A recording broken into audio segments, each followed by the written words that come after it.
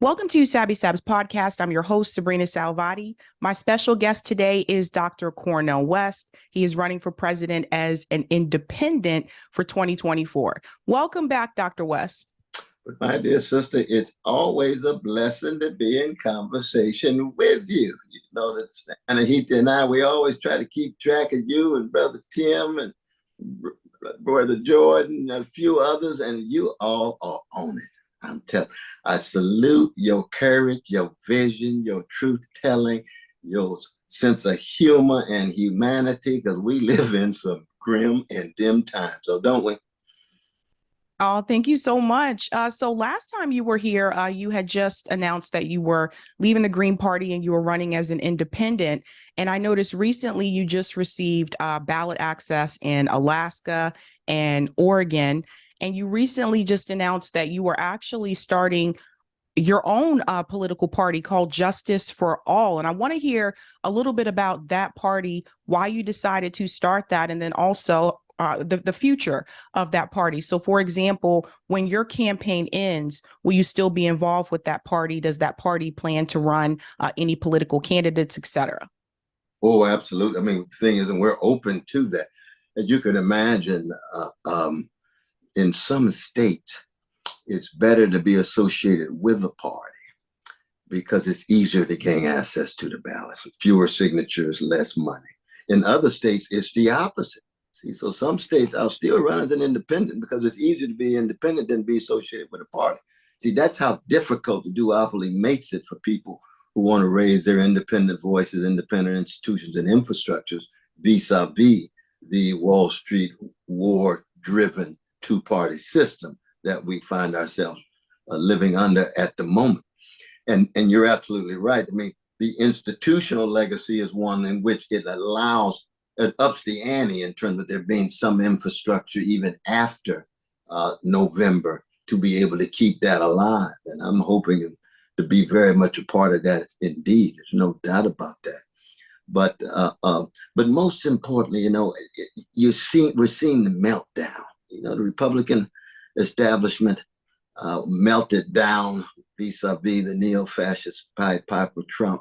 And now the Democratic establishment in the Democratic Party is melting down under Biden. When you enable genocide, you have no right to talk about defending democracy. You have no right to talk about redeeming the soul of a nation. That was Martin Luther King Jr.'s motto when they founded SCLC in 1957. We want to redeem the soul of a nation. You're going to appropriate that motto, that slogan, and you're going to enable war crimes, crimes against humanity, genocide, let alone be the architect of the crime at home of mass incarceration, let alone bail out Wall Street, let alone act like you pro-union by giving a speech for 90 seconds when you shut down a strike of railway workers. Please, the level of hypocrisy and double standards are overwhelming. And that's the kind of anger, rage, righteous indignation that Biden's people don't understand. It's so sad when I hear them say, well, we're going to start attacking West and Stein and Kennedy with no capacity of self-examination and taking responsibility for their own lies and crimes. You say you are just reinforcing the very thing as to why people see through you. And they see you for who you are. The emperors, they have no clothes. We rip the veil off. You can see it. It's just raw power. Big money, the lobbies, no matter who, the lobbies, our donors. Oh, I see what it's all about. And you've seen this for a long time, but more and more fellow citizens are seeing this. And I've been traveling around the country, 3 or 4 events every day, and I see it. Yep. I see fellow citizens are waking up. They really are. Right. So I know that you have been doing a lot of traveling. I see all the posts and stuff on Twitter. You've been talking to a lot of voters. You've also been talking to people within the African-American community about how they feel recently in this country and also Joe Biden's presidency. Recently, mainstream media, they were applauding Joe Biden's victory in South Carolina. But I actually looked at the data and I noticed that only 4% of voters actually turned out. Now, some people say it's because he's the incumbent. They said the number was over 130,000 voters that showed up to participate in that Democrat primary. But then I looked at something else. Going back to 1980, actually, Ted Kennedy primary challenged Jimmy Carter, and Jimmy Carter was the incumbent. Ted Kennedy actually won a little over 12 states, if I remember correctly. So he did put up somewhat of a challenge to Jimmy Carter. The voter turnout in South Carolina during that primary was over 350,000 people. Wow. What it shows you is that over time, it has continued to decrease. So people are starting to see through the duopoly. And I think a lot of people are choosing to sit at home. I want to hear, what are some of the things that you are actually hearing from voters, and in particular, African-American voters that you're talking to on the ground? What are some of their big concerns? We just had a wonderful conversation with the magnificent brothers and sisters in South Carolina associated with the Unity Party, and making sure that they're fighting to get us on the ballot. Why? Because they're concerned about food. They're concerned about jobs with a living wage. They're concerned about health care. They're concerned about quality education. And they're deeply concerned about the Black leaders and politicians who have sold their souls for a mess of pottage to be a Black face in a high place that acts as if Black suffering, poor people suffering hardly exists. And when it does exist, it's just a moment every 2 or 4 years in an election. I'm getting that more and more. More and more. We're tired of these leaders selling out. We're tired of these Black faces in these high places who are not speaking to our situation and acting as if their success is the litmus test for Black freedom, rather than the plight of our brothers and sisters in hoods as well as in the rural areas. Because I'm with my Black farmers. I'm with my dear brother Lawrence Lucas and Michael Stovall and others. And the Black farmers have been shafted by Balzac and Biden. They've been shafted. And there you got Black faces in high places, even there, even though they don't have anybody running the Civil Rights Division right now. But you've had Black faces there that turn their backs on the Black farmers. Now, I know I come from a country folk going back to Louisiana, but I've been urban for one generation or two. But Black farmers mean as much to me as the Black urbanites, just like the folk. And so we have to understand our plight as one in which, yes, we're part and parcel of the nation, but white supremacy always treats us differently. That's why the issue of reparations, I was just at the National Baptist Convention, the first time 4 of the entities of the Black Baptists came together since Martin Luther King Jr. was pushed out of the National Baptist, or he decided to go and form the Progressive Baptist in '61. We had the Progressive, the National Baptist USA, National Baptist Incorporated, and the National Baptist Missionary Board. We were there for 2.5 days. It was rich. Same as I was there with the Kojit folk. Why? Because when we talk about the masses of Black folk, the masses of people, you go to where they are. Sometimes they're deeply secular. Other times they're deeply religious. You got to love all of them and tell them the truth. And they were kind enough to let me have my say. Twice. We packed the place on reparations. Brother Kevin Cosby, who's the magnificent president of Simmons College and also head of the St. Stephen's Baptist Church. In fact, he pastors 3 of them there in Louisville, Kentucky. But he's very much a part of the reparations movement. And as you know, reparations is a very important part of what it is to talk about truth and justice in American relation to white supremacy. It's not the only issue, but it's a very important one. It's a crucial one. And there was tremendous receptivity among the Black Baptists and the Black Pentecostals who were kind enough to allow me to have my say. Now, I can then go back and spend my time with the Black leftists and the Black revolutionaries, and they got their own take, their own critiques. I'm learning, I'm listening, but I'm a jazz man, right? I pull here, pull there, but I'm going to do it on my own terms.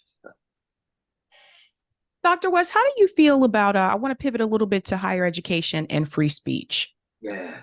Bill Ackman, billionaire Bill Ackman, ran a smear campaign against Claudine Gray, president of Harvard, basically pushed her out of that position. How do you feel about, and I said back then this was not really about plagiarism, because obviously I'm sure you saw this. His wife has now been outed for plagiarism as well. It wasn't really about that. This goes to the pro-Palestinian movement. But how do you feel about the fact that billionaires are now making decisions in reference to higher education? This is supposed to be a place where students can practice free speech, freedom of expression. I know, like when I was in undergrad, like I was always told this is where you're going to find yourself and figure out who you really are. But now you see, like having worked at those institutions, a lot of the donors, they are making decisions in reference to academia, so much to the point where Bill Ackman, an alum of Harvard and still donates to Harvard, can contact the university and say, you need to remove this woman. How do you feel about the future of higher education when it comes to big money? Well, if you want to see the intellectual and moral bankruptcy of Harvard or any other institution of higher learning, you just follow how big money dictates who gains access to presidency, and more what kind of curriculum you have or what the limits of discourse is. And that's a very, very sad thing. But this is what happens when you commodify education and marketize it. And therefore, money becomes a fundamental factor rather than Socratic dialogue. And my experience at Harvard, of course, has been one in which it's been very difficult at times to be honest in raising your voice. When I was there the last time, I was the faculty advisor for the students for Palestine. And I was also faculty advisor for Kuumba, which is the Black Gospel Choir. And I'm committed to both of those intensely. But you can imagine we would try to have gatherings for the first one. We couldn't even get a room on campus, and they're supposed to be committed to Socratic dialogue. I see, I've got deep libertarian sensibilities. I will defend people's right to be wrong. People have deep disagreements with me. That's fine. Let's argue it out. You know, Brother Glenn Lowry or John McWhorter, these deeply conservative Black brothers, come on, let's have an argument. Let's have a dialogue. You can either meet me at Harvard, or I'll meet you in Roxbury. I'll meet you in Dorchester. Wherever you want to go, let's have a dialogue. But more and more, there's a refusal. There's a massive canceling taking place. I was just canceled at St. Sabine in Chicago just this weekend. I've been speaking and preaching there for 31 years straight. And 2 days before, Brother Flager, you know, Brother Flager is my dear Irish vanilla brother who's head of the Black church in the South Side of Chicago, greatly courageous and prophetic. He calls with almost tears in the eyes. Brother Wesley won't allow you. He said, we can go in and do it anyway, but they're going to fire me the next day. I said, no, brother, you're doing too many wonderful things for me to do that, for you to get fired. But where is that pressure coming from? The highest level. What is Chicago? The bastion of Biden land, the bastion of the Democratic machine. And it's colorful. You got Black folk up there, you got brown folk up there, and white folk up there reinforcing their own ways of, in some ways, still white supremacy, but certainly tied to elite rule. So that no matter how many times I'm canceled, I don't believe in canceling others. No matter how many times I get censored against, I don't believe in just eye for eye, tooth for eye, tooth for tooth. I wouldn't raise that way. I don't believe in that kind of way of being in the world. But I'll talk about the hypocrisy of it. And when you think of somebody like Lawrence Summers, because Lawrence Summers in some way was the first one to go after our dear sister, Gay. He was the first one. You can even see him when she's being inaugurated. He's sitting right behind her. A level of arrogance, haughtiness, condescension, like this is the last place I want to be. And more you're getting voices. Well, you know, Harvard really began to go down when they brought the Dream Team in. So that's an attack even on Skip Gates. You say, oh, so that's what some of you all really thought. This is like the end of Reconstruction in the 19th century. Get rid of these Negroes now. Look like they running amok. Get rid of them, all of them. Though they're based on their diversity, ain't got nothing to do with merit. All the lies of white supremacy running. Wow. Ackman is the same way, but also Edward Bloom. You got to keep track of that, brother.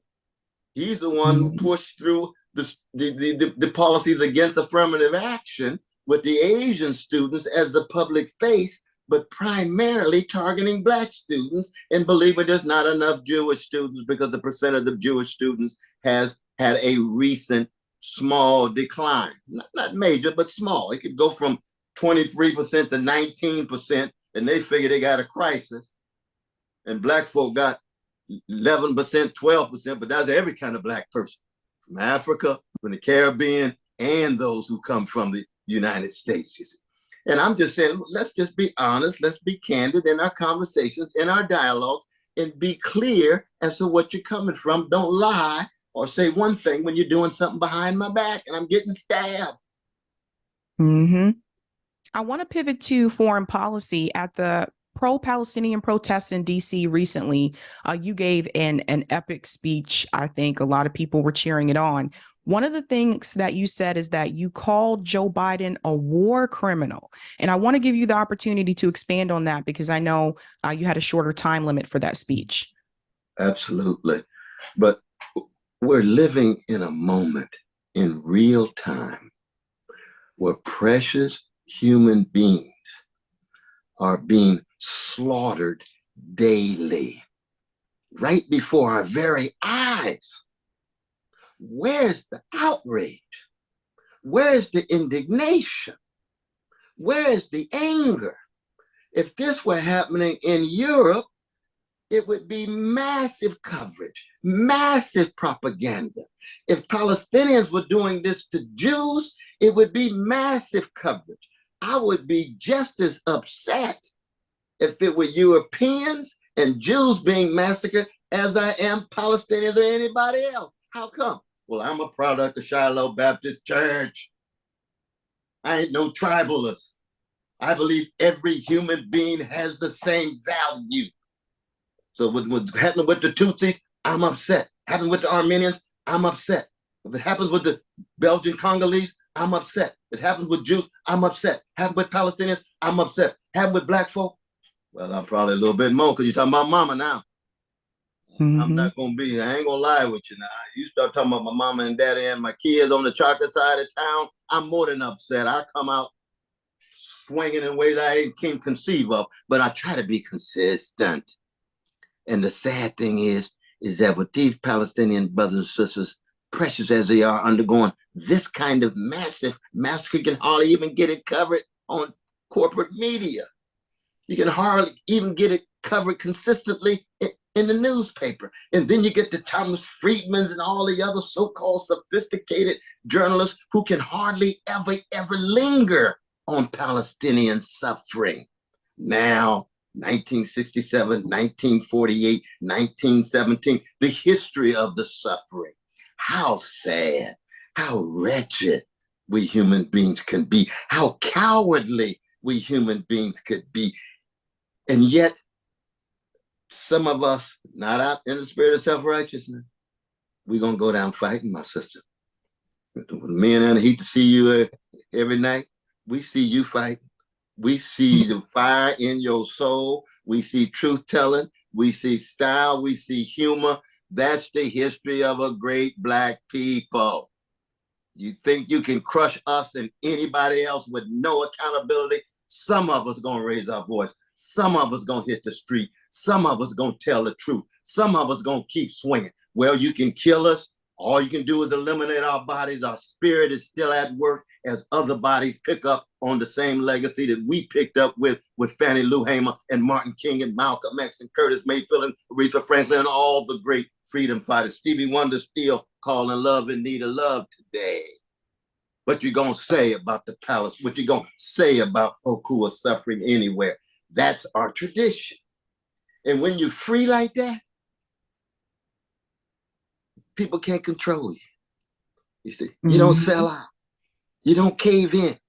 You don't give up because you're free. That's what love does. It frees you up. But love supreme is freedom supreme, dignity supreme. That's where we come from. And I know you understand because you got a lot of your mama in you, and I know your mama shaped by the same Black church tradition that I am in terms of being free. And we all do it on our own terms. Not like we got to have political and ideological agreement, but we have a freedom that we pass on to our children, and I can see it in your life. Well, I'm thinking about the future Yeah. of Gaza, and we all know recently South Africa, they brought Israel to the ICJ, which I commend South Africa for doing so. I applaud them for doing that because I feel like South Africa wanted to show the world what Israel was doing. So kudos to South Africa for doing that. Joe Biden has said that he wants a two-state solution. Netanyahu has rejected it. He's been rejecting that for decades, so this isn't anything new. But at this point in time, do you feel a two-state solution is even possible considering everything that's happened to the Palestinian people? If you were president, what would you propose? Well, if I was president, first I would have my legal representative standing next side South Africa at the International Court of Justice in the name of truth and justice. If I were president, I would say those folk who have been calling for a two-state solution, they lying. They not really serious. They would have stopped the settlements a long time ago. There was a chance for a possible two-state solution 40 years ago when there was 10, 15, 20, 25, 30,000 settlers and you could move them out. Now you've got 750,000 settlers and they ain't going nowhere unless there is a fundamental change and transformation so that the two-state solution is dead. People have been talking about it as a mirage, as a subterfuge, as an evasion, and acting like they really concerned about Palestinians in invoking that. Biden doesn't really, he's not committed to a two-state solution. He would have stopped the settlements a long time ago. We've got three options. You either have from the river to the sea, which is an Israeli apartheid regime that's tied to ethnic cleansing and is now involved in genocidal attack. And that's from the river to the sea. You see that among the right wing in Israel. For them, it's river and the sea. Or you have one state with two nations, based in part on Switzerland or Belgium, in which you actually do have two entities, but it's still one state. So you have equality across the board, or you have a secular state where you have equal rights across the board, and Israelis and Palestinians have to learn how to live together so that Palestinian dignity, Palestinian equality goes hand in hand with Jewish security and Jewish safety. We don't want massacres of anybody. We don't want any more genocide, no matter who it is, but we're not going to opt for any situation in which Israeli supremacy or Jewish supremacy is predicated on Palestinian suffering, domination, or occupation. There is no way you can have security and safety when you're on somebody else's neck. You can't do it. It's going to be very tentative. Now you say, well, Brother West, that has the chance of a snowball in hell. You don't say at the moment. That's true. But as long as the vision's in place, and as long as people don't think that you can come up with a two-state solution with 18%, 20% of the land, the Bantustan state that has no control over its land or sea or water, and call that a state with sovereignty. It's not true. It does not exist. And that's something that one must not fall for. So I understand the very deep and profound commitment. And I have the same commitment to my Jewish brothers and sisters in terms of safety and security. They've been terrorized and traumatized for 2,000 years.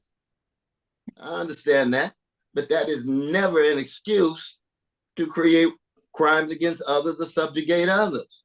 And when you continually kill and murder folk, and then folk come back and kill and murder you, and you act like it's the end of the world. Now, I'm against killing and murdering across the board. Does Hamas commit war crimes?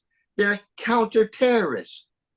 They're fighting terrorists, and they are committing war crimes. I'm against that. Anytime you kill innocent people, I'm against that. I was against it when Nat Turner killed white kids. I wasn't there, but in 1831. Oh, when John Brown killed the white kids in 1856. I mean, I don't believe in killing innocent people. I believe in just war. If you're going to have just war, combats kill other combats, but not innocent folk. But we have to put any context of counter-terrorist groups in the context of a larger terrorist. U.S. forces have been terrorist forces in the Philippines, Puerto Rico, New York City, Tulsa, Oklahoma. We can go on and on and on. British troops, same way. IDF, Israeli Defense Troops, the same way. Africans have armies tied to their nation states to commit war crimes against their own people. We are a wretched species. We are a wretched group of human beings from the beginning of time to the present. But the good news is that every generation, you got folks who are willing to create disruption, eruption, and interruption of the wretchedness, of the greed, of the hatred, of the fear, of the envy, of the oppression and domination. That's called resilience. That's called resistance. It can take the form of a grin. It can take the form of a hug. It could take the form of a song sung by Aretha or David Ruffin. It could take the form of a shout in church. It could take the form of a Muslim like Malcolm or a Buddhist like Bell Hooks, all of them creating interruptions of the hatred and the greed and providing some vision of a better world. And as long as those interruptions continue, that's what's so beautiful about these demonstrations. Our young Jewish folk, our young Palestinian folk, our young Black folk, our young white folk, our indigenous brothers, right across the board. These are interruptions. But of course, the dominant tendencies of the species has tended to be status quos that use organized greed and institutionalized hatred to try to snuff us out. And even if they do snuff us out, Sister Sabby, even if a year from now you and I end up in jail because the fascists look as if they don't want to hear our voices, we'll be singing our songs and raising our voices in jail. I know your mama don't want to hear that because she loves you so, and I understand that. But she knows what she put in you, just like my mama put in me. And we going down swinging. We going down swinging. How do you feel about those that continue to push Zionist narratives? For example, I'm not sure if you saw this interview, but RFK Jr. had an interview on Breaking Points. And he actually said, I still can't believe this, he actually said that the Palestinian people are pampered. Yeah, I saw that. I saw that. Yeah, he just ought to be ashamed of himself. That's like saying that his uncle and his father legitimately had the wiretap on Brother Martin. I said, no, COINTELPRO was an attack on the Black freedom movement. It was an attack on my people and your people, and we will stand up in the face of anybody who tries to rationalize that kind of vicious attack. I was just with Brother Blair, who was with Fred Hampton. And of course, Fred Hampton killed, murdered like Bobby Hutton. That's an attack.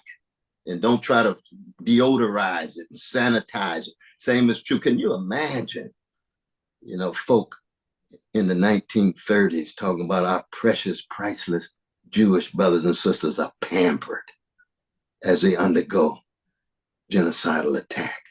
What do you think Warsaw Ghetto 1943 was to organize against vicious Nazi forces? It was David versus Goliath. They were all executed, but they went down with dignity.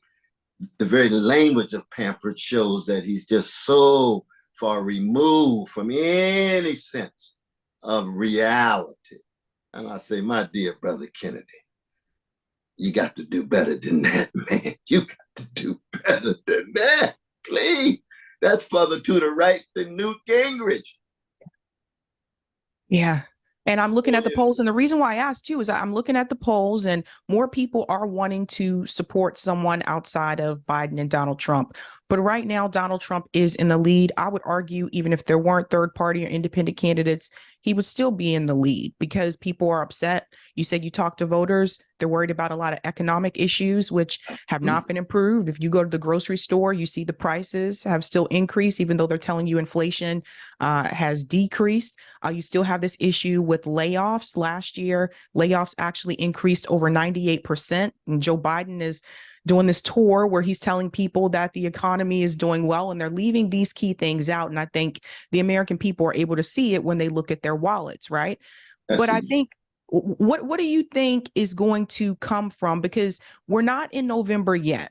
But right, it's coming. And of course, mainstream media has been smearing people for wanting to support third party or independent and saying that it's a vote for Donald Trump or whatever. They've done this before.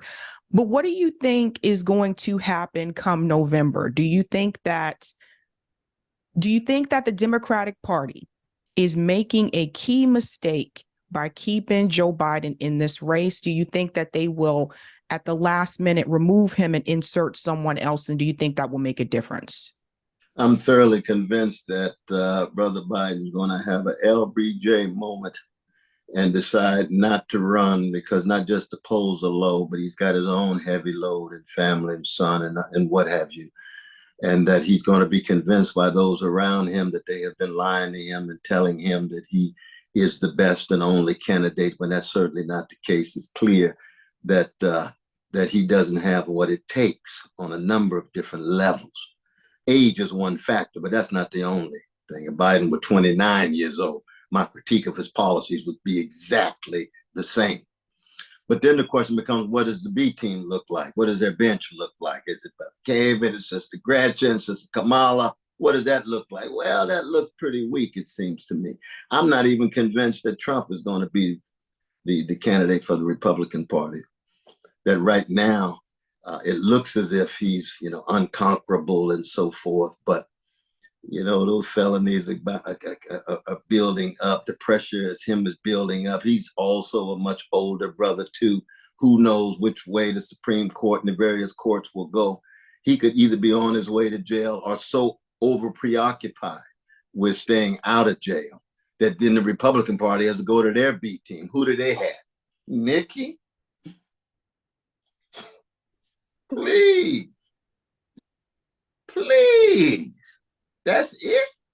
For all I know, Chris might come back. You just don't have too much over there. And what do? We're constant, persistent, persevering in our truth-telling, in our seeking of justice, and in our attempt to create an alternative to the neo-fascism of the Republican Party and the genocidal militarism of the Democratic Party.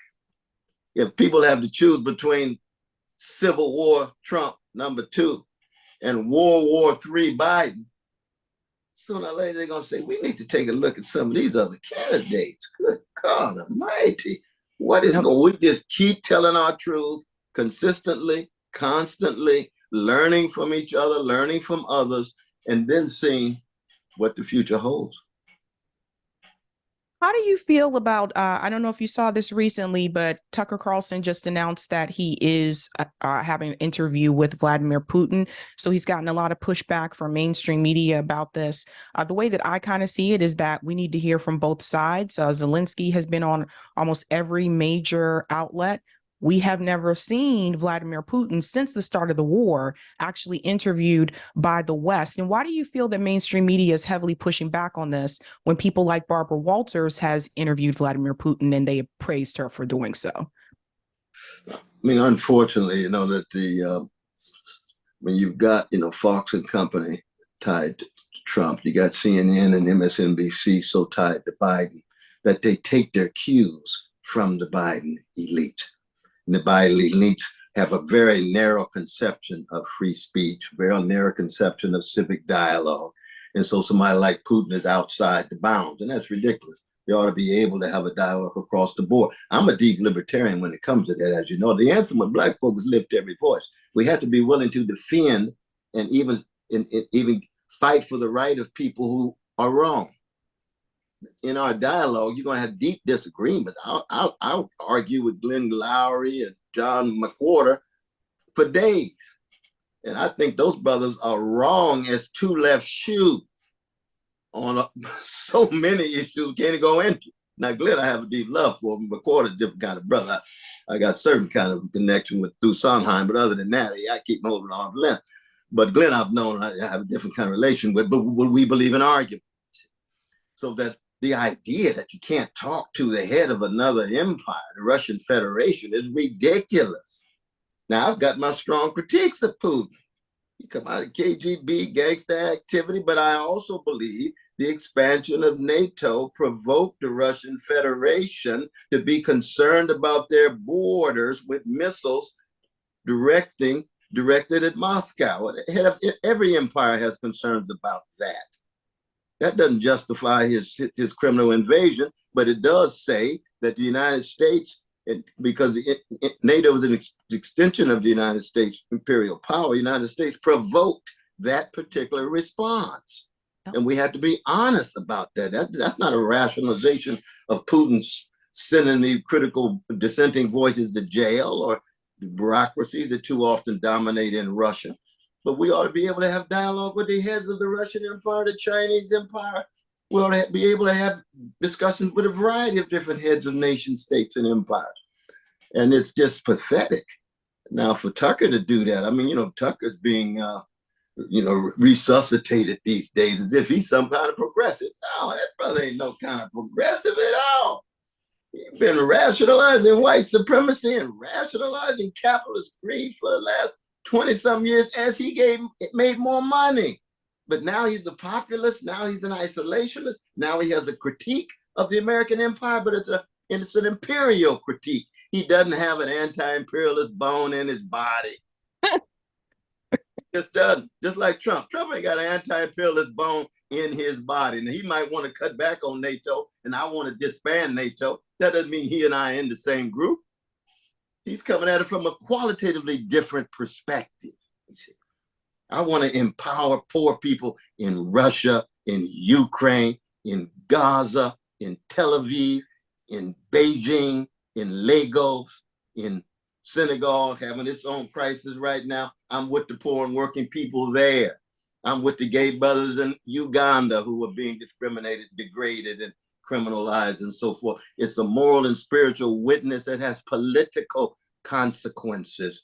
But the first move is always looking at the world through the lens of the cross. And that cross signifies unarmed truth and unconditional love.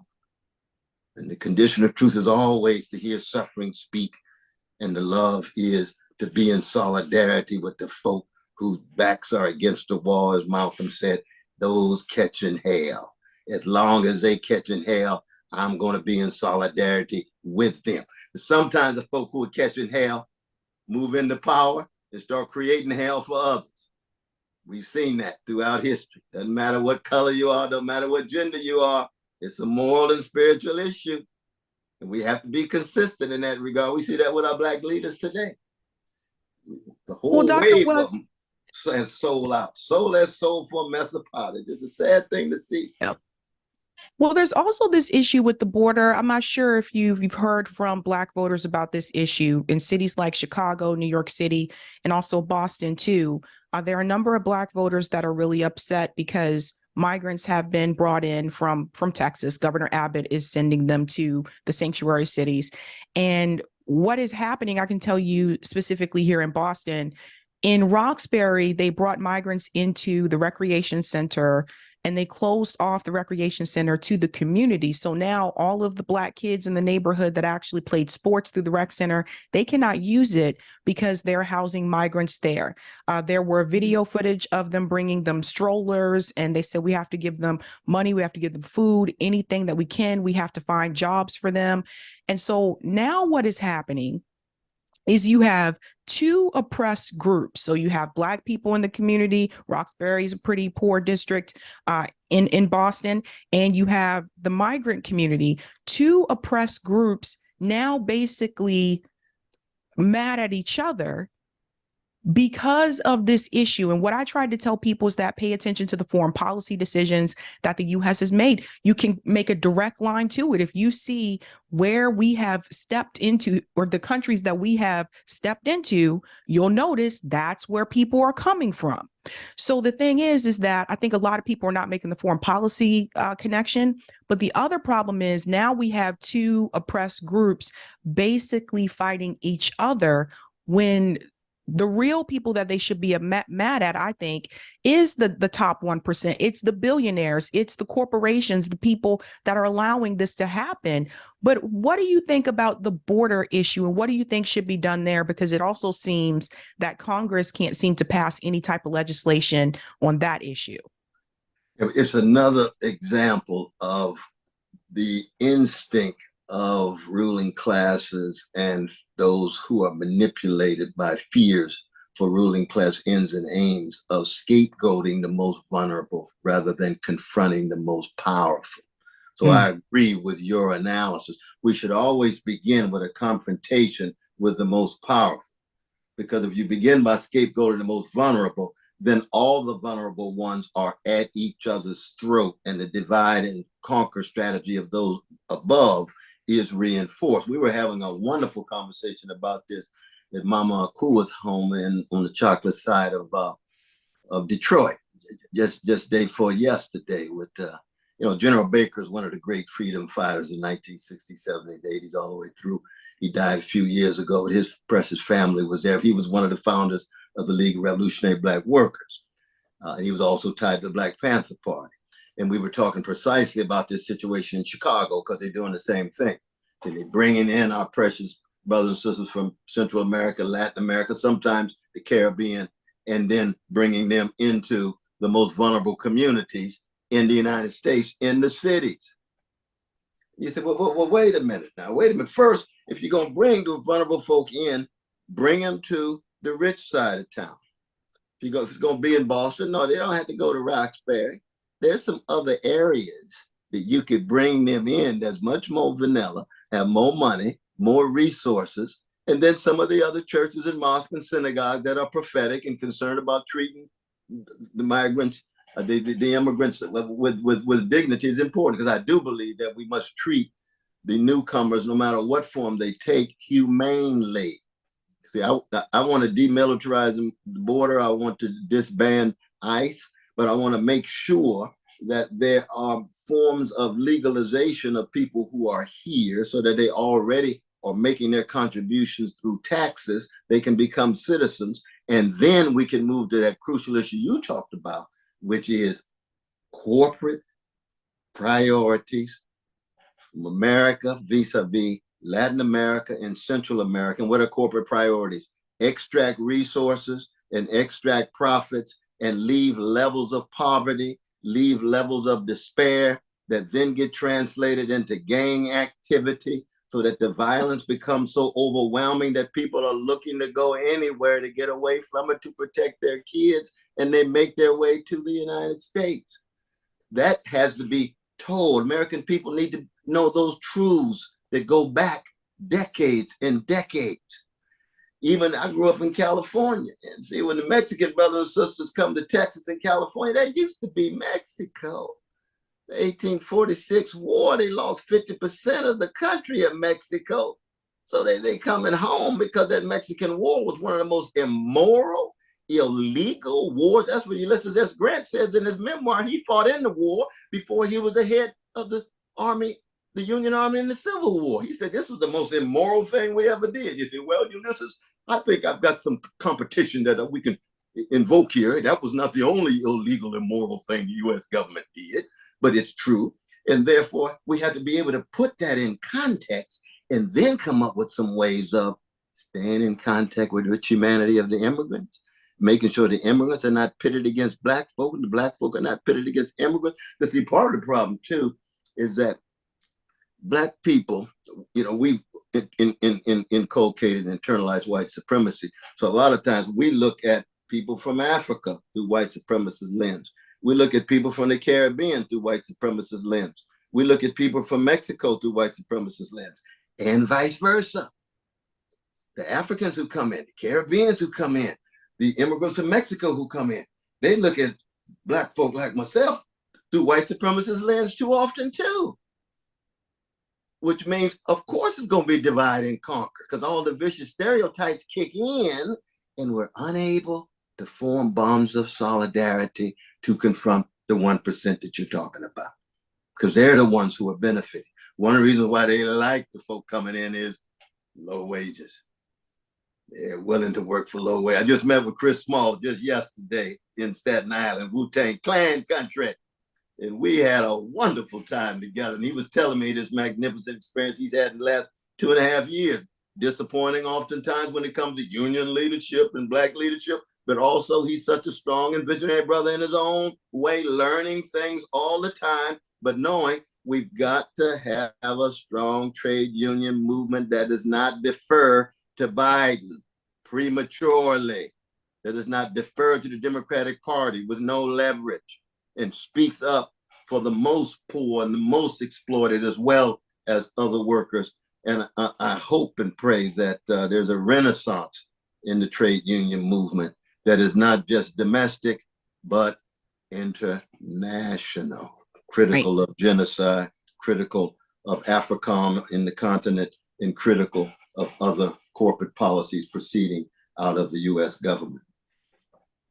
Dr. West, I have one more question for you. There have been calls from, I'd say many on the left that have been calling for you and Dr. Jill Stein to actually run together because they feel like they have to choose between the two, and they feel like you guys agree on a lot of the issues. They also feel like it would increase the support in this 2024 presidential race if both of you came together. And I want to hear, like, what are your thoughts about that? Do you feel that that's something that could be a possibility, or do you want to focus on your own campaign? Well, see, right now, we are just completely swamped and overwhelmed by trying to make sure our project is one in which we can sustain it. We're going all the way to November. But any call for unity on the left and so forth, we'd have to look very closely at it, not just in terms of the policies, because policies are very important. And there's no doubt that there's strong overlap with myself, not just Jill, but not just Sister Jill, but dear Sister Claudia, who come right out of here, Union Seminary, has been a wonderful force for good in her own way. But it's also a matter of trying to create bonds of trust. You see, you don't just throw folk together without creating bonds of trust mediated with respect.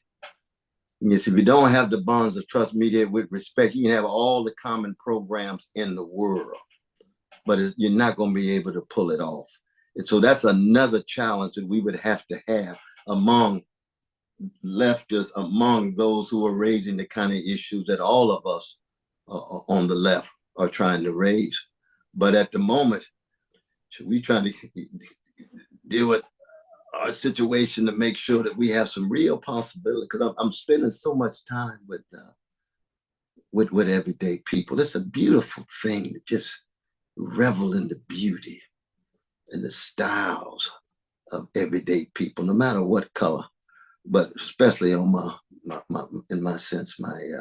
Black folk, because we've been misunderstood, been beaten down for so long. Our leadership has been so indifferent to the plight of Black, poor, and working folk, and to be able to spend that much time. I used to travel a lot.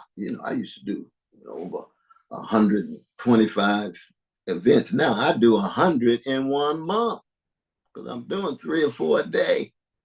So it's a beautiful thing to spend that kind of time and be energized by people, and you learn folk, and you have to have patience with folk and so on. And I'm doing this with every group of fellow citizens, no matter what color. But it is a very uplifting. Let me put it that way. I might be very tired every night, but I'm so uplifted. When I put on my Curtis Mayfield and put on some Aretha at night, it's like, yeah, the flesh has already been touched, and now we hearing the sounds and the song of the flesh that enables me to embrace solidarity with Palestinians in Gaza, solidarity with oppressed people no matter where they are, and most importantly, to keep this moment in a movement alive called the Campaign for the Head of the American Empire, in order to dismantle that empire and create a brand new and better world for those friends for known called the wretched of the earth. In their wretchedness, there is a wonderfulness if we only look deep and hard enough. Dr. West, thank you so much for your time. Thank you so much. You stay strong now. You're very kind. You're always so kind. Definitely.